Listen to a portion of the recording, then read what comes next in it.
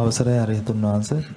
Allergic ආකාරයේ රෝග සෑදෙන්නේ රාගදේශ මෝහ නිසාද? ඒත් රාග දේශ මොහ වල කොටසක්.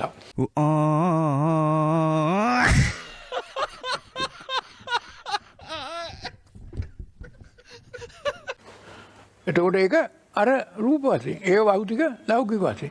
ඒ වගේම තමයි යම් යම් බෙහෙත් ඔය දැන් සමහරු කියනවා අනේ මට පැන්ඩෝල් එකක් ගන්න බෑ ඇලර්ජික්. තව නොයෙකුත් බෙහෙත් ගත්තාම මට ඇලර්ජික් කියනවා. ඒත් රාග දේශ මොහ වල කොටසක්. සංයුතිය වෙනස්, ගතිය වෙනස්. මනෝමය කාය තුල තියෙන ගතිය වෙනස්. ඒ අනුවයි ඇලර්ජික් වෙන්නේ, ඒ අනුවයි ඇලර්ජික් නොවෙන්නේ. तेरा बाप यहाँ छोड़कर गया था कि तेरी माँ?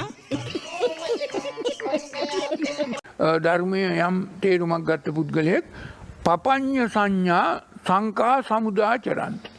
බොහොම ගැඹුරු වචන දෙකක්. පපඤ්ඤ සංඥා කියන්නේ පපඩම් වගේ හිත පිම්බෙන හැබැයි හිස්.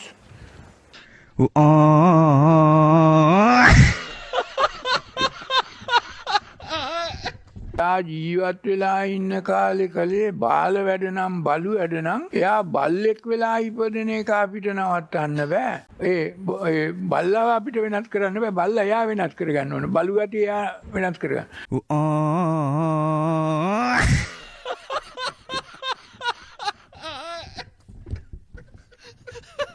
නිවන් දකින්න බෑ. පිම්මදි වෙන්න තියෙකයි තාමත් සංසාරේ. හොඳ තැනකට තල්ලුවක් දෙන්න පුළුවන්. तेरा बाप यहाँ छोड़कर गया था कि तेरी माँ?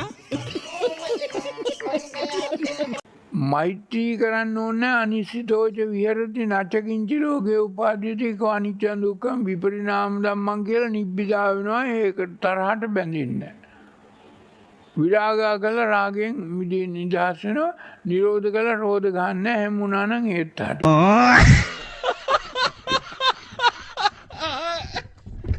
යම් කිසි කෙනෙක් තමන්ගේ තරහ අවුස්සන තරහ වෙන්න හේතුවක් වන නොගැලපෙන නොපෑයෙන නොසියන දෙයක් කියනකොට අනිච්ච දුක්ඛ විපරිණාම ධම්මං කිව්වත් හරි අනිසිතෝච විහෙරති නච්චකින්ච ලෝකේ උපාදීති කියලා නිබ්බිදා වෙනවා. නිරෝධා වෙනවා. නිරෝධා තමයි අවසාන පියවර. නිරෝධානුපස්සී විහෙරති සමුදයං පජහති.